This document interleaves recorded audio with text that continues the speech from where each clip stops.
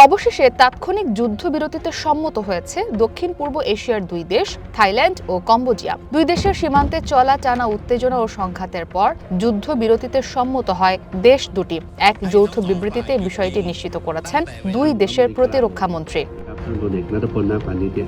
নতুন চুক্তি অনুযায়ী শনিবার দুপুর থেকে বেসামরিক এলাকা থেকে শুরু করে সামরিক লক্ষ্যবস্তু সবখানে হামলা বন্ধ রাখবে দুই দেশ। কম্বোডিয়ার পক্ষ থেকে দেশটির স্পেশাল জেনারেল বর্ডার কমিটির প্রকাশিত বিবৃতিতে বলা হয়, ২৭ ডিসেম্বর স্থানীয় সময় দুপুর ১২টা থেকেই এই সমঝোতা কার্যকর হবে। একই সাথে সব ধরনের অস্ত্র ব্যবহার করে যে কোনো হামলা বন্ধ থাকবে।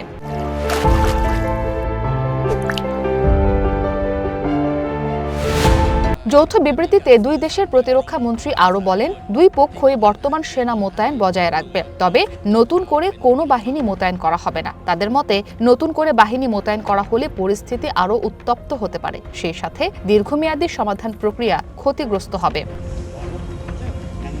এই যুদ্ধবিরতির মধ্য দিয়ে টানা ২০ দিনের সংঘাত শেষ হলো। দুই দেশের মধ্যে চলমান লড়াইয়ে নিহত কমপক্ষে ১০১ জন, বাস্তুচ্যুত ৫ লাখের বেশি মানুষ।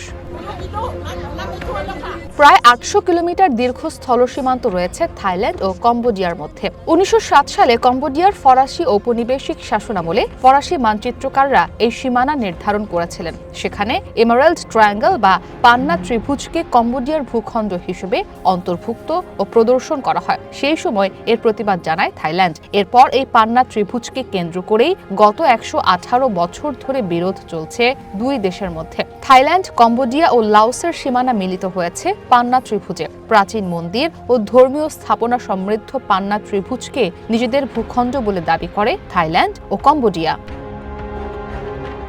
ইসরাত মুক্তি, ওয়ান ইন্টারন্যাশনাল ডেস্ক।